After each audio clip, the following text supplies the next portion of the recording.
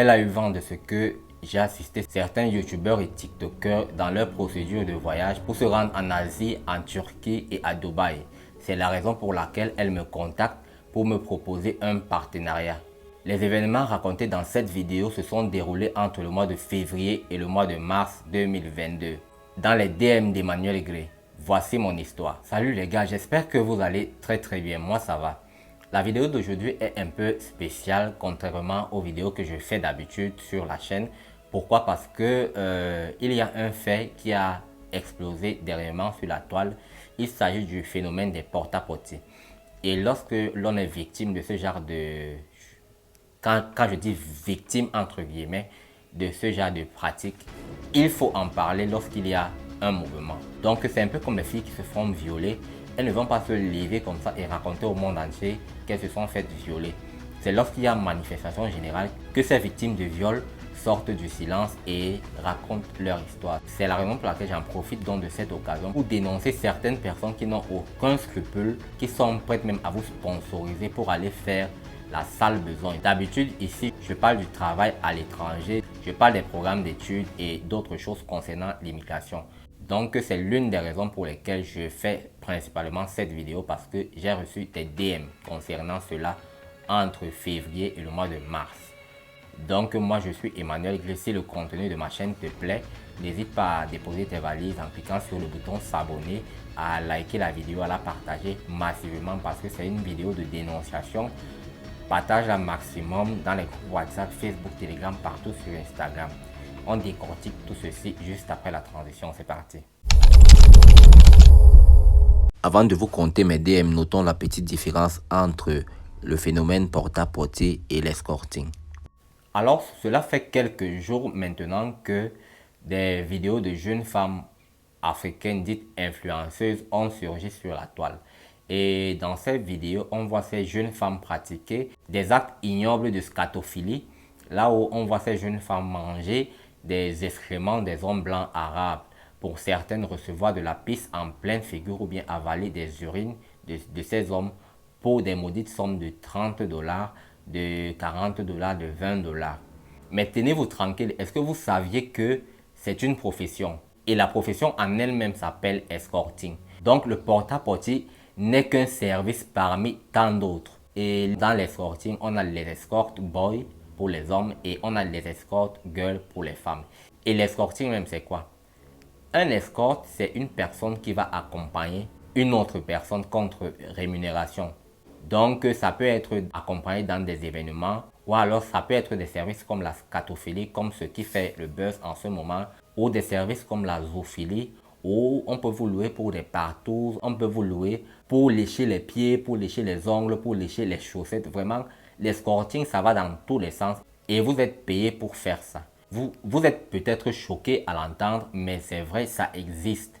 Et c'est dans tous les pays, ce n'est pas seulement à Dubaï, ce n'est pas seulement en Asie, notamment aux Philippines, en Chine, c'est partout. Même en Afrique, en Côte d'Ivoire, au Cameroun, en France, partout dans tous les pays, il y a des services d'escorting. Pour les personnes qui regardent la télé-réalité française ou bien qui suivent l'actualité people française, il y a une époque où on accusait Magali Berda d'être la même maquerelle des candidats de télé-réalité. En fait, quand on parle de même maquerelle, il s'agit en fait de la proxénète qui propose des escort girls à ses clients. Donc, les mêmes maquerelles et les escort boys, les escort girls, il y en a partout. Les filles noires ne sont pas les seules à être des escortes et à pratiquer la scatophilie. Il y a également des hommes blancs qui sont des scatophiles, c'est-à-dire qu'ils vous payent pour venir manger vos excréments et boire vos urines. J'ai mené une petite enquête et sur internet également, il y a des sites pornographiques scatophiles. Donc c'est un phénomène qui ne date pas d'aujourd'hui, c'est un phénomène ancien qui existe sur internet depuis des lustres et qui est pratiqué par des hommes, par des femmes, par des blanches, par des noirs, par des arabes, par des asiatiques même. En parcourant ces sites internet, on voit également des chinois, on voit des thaïlandais, des philippins et tout le reste. Et c'est ce qui m'amène à vous raconter mes DM. Alors que c'était un soir de... Je pense que c'était le 15 février 2022. J'étais assis chez moi, je venais juste de rentrer de voyage, j'étais hyper fatigué. Même manger, je n'arrivais même pas à manger. Donc, je me suis un peu allongé parce que j'attendais un coup de fil. Pendant que j'attends le coup de fil, je décide donc d'ouvrir un peu, de répondre un peu aux commentaires sur YouTube et de lire un peu les DM. J'ouvre d'abord ma boîte personnelle. Je commence à parcourir les messages reçus durant tout le week-end. Je reçois les messages, je lis les messages et je tombe sur un message qui attire mon attention. Alors, lorsque je décide d'ouvrir le message, je vois le message, je vois le nom complet. Bon, je vais appeler cette dame Larissa. Je vois le message de Larissa, elle se présente, elle me dit salut, moi je suis tel, tel, tel. Et excuse-moi de faire intrusion dans ta vie comme ça, mais j'ai eu ton email par l'intermédiaire d'une amie qui est ici en Allemagne. Et cette amie m'a dit que tu es youtubeur. Et comme je cherche quelqu'un depuis un bon bout de temps, donc j'ai décidé alors de jeter un coup d'œil sur ta chaîne YouTube. Et lorsque j'ai regardé ta chaîne YouTube, tu m'as plu. C'est pourquoi j'ai décidé de t'écrire en privé pour voir si on pouvait discuter, s'échanger les numéros de téléphone et voir s'il y a affinité pour envisager autre chose. Quand j'entends d'abord ça, je suis d'abord souriant parce que je me dis, une jeune dame qui m'écrit depuis l'Allemagne, bon peut-être, je ne sais pas si c'est une blanche ou bien c'est une noire, bref, moi j'ai pas de critères, j'ai pas de choix. Ensuite, je dis d'accord, là je suis fatigué, mais je demande si elle a Skype, elle me dit oui, elle a Skype, elle a WhatsApp, elle a Telegram. Je lui dis ok, bon, on peut se prendre sur Skype d'abord parce que je ne donne pas mon numéro de téléphone comme ça. On peut se prendre sur Skype d'abord, on se voit. Elle me dit non, pour le moment, elle ne fait pas les appels vidéo parce qu'elle vit en famille, elle vit avec des gens, donc c'est pas possible pour elle de faire des appels vidéo maintenant. Je lui dis d'accord. Et donc là, elle a refusé. Ce jour, elle a refusé.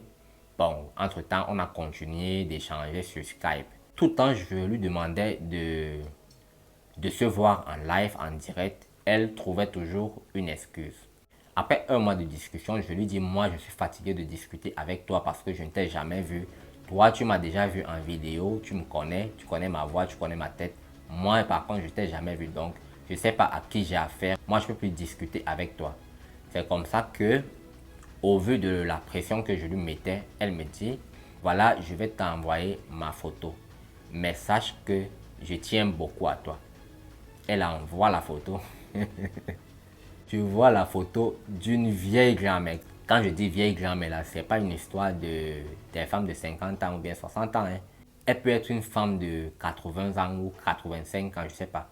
Mais une femme tellement âgée, ma grand-mère en fait. Quand elle m'envoie la photo, je demande si c'est sa mère ou c'est sa grand-mère. Elle me dit non, c'est elle-même. Waouh. Et tenez-vous tranquille, dans le chat, donc dans les conversations, elle causait nettement comme une jeune fille. Donc, avec des désirs, des pulsions. Et avant qu'elle m'envoie les photos, je commençais déjà à avoir des doutes. Parce qu'une femme qui vous dit qu'elle voudrait que tu la tâches, que tu la mettes dans un coin de la maison, moi je ne sais pas pourquoi faire attacher une personne et la mettre dans un coin de la maison. En fait, en gros, cette femme-là, elle se disait esclave, elle cherchait un maître pour la dresser.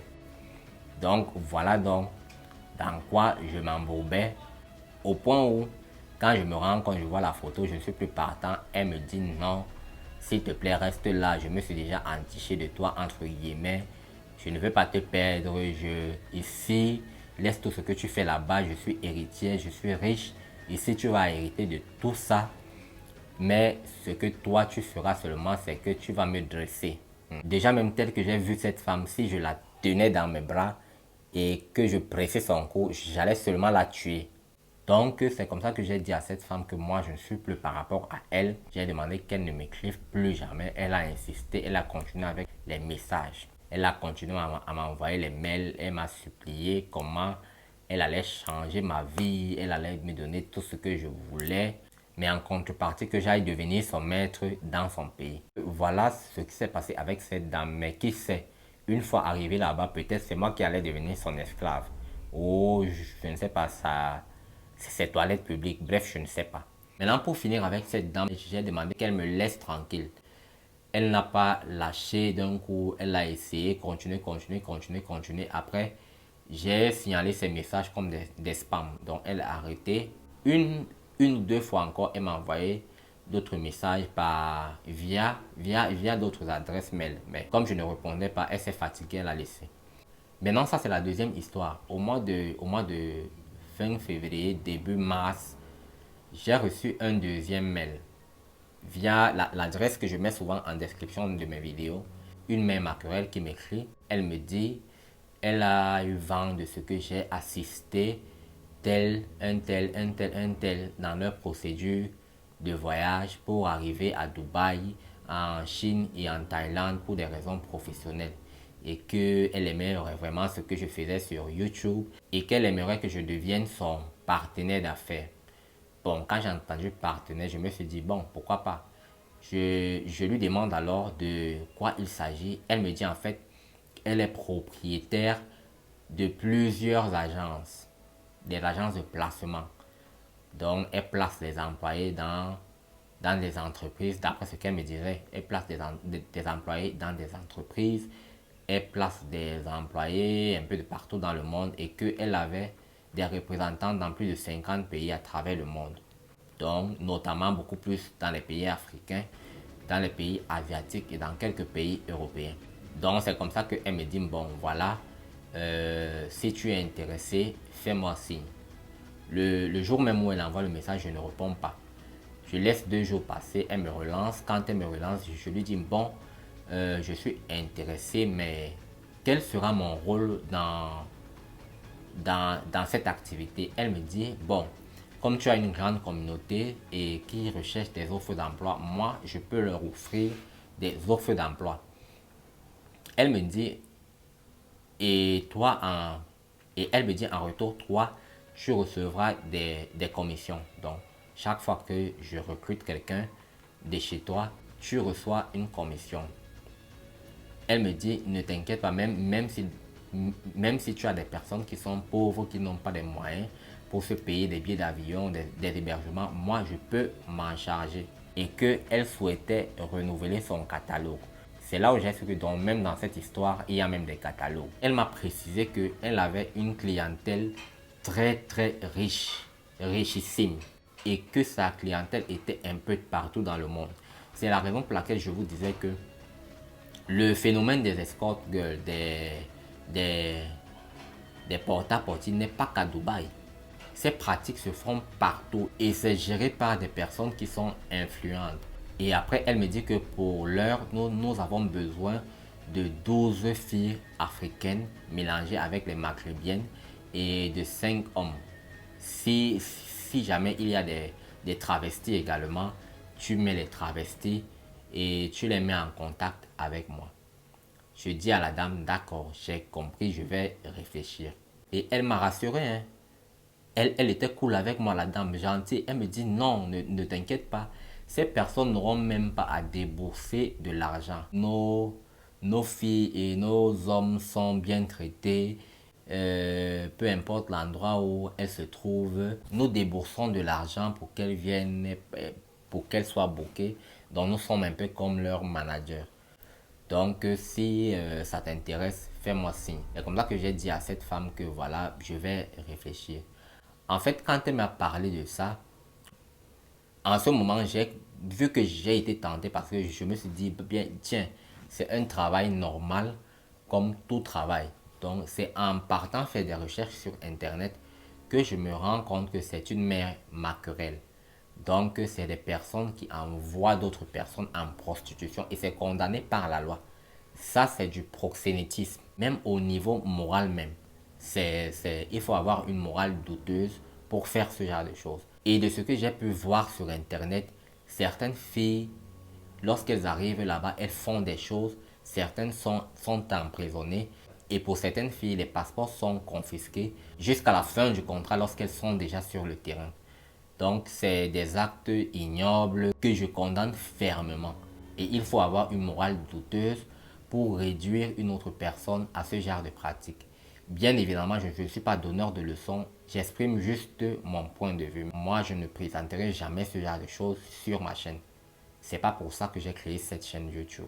J'ai créé cette chaîne YouTube pour vous présenter les opportunités vraies et légales pour vous permettre d'immigrer et pas pour vous envoyer vous prostituer à l'étranger. Donc, et pour cette dame, j'ai fini par dire à cette dame que non, je n'étais pas intéressé, que mon éthique et ma morale ne me permettaient pas de faire ce genre de trafic. Parce que moi, j'appelle ça un trafic et que je n'étais pas partant. Donc, elle m'a dit, il n'y a pas de problème. Donc, mon mot de fin est pour toutes ces personnes. Les amis, ne tombez jamais dans la part du gain facile. Parce que tout gain qui vous semble facile à obtenir vous sera cher demain. Ça, j'en suis sûr.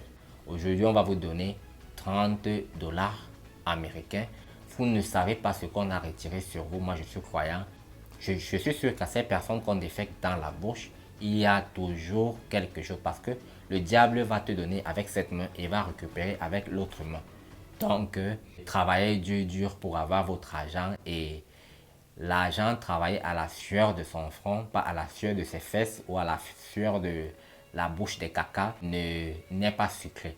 Donc les amis, si la vidéo vous a plu, n'hésitez pas de vous abonner à la chaîne YouTube d'Info Immigration, de partager cette vidéo surtout partout sur internet, Facebook, WhatsApp, Telegram, partout. Likez la vidéo pour qu'elle soit montrée à plus de personnes et que plus de personnes soient édifiées face à ces fléaux qui minent notre société. Sur ce, on se quitte et on se dit à la prochaine vidéo. Ciao, ciao.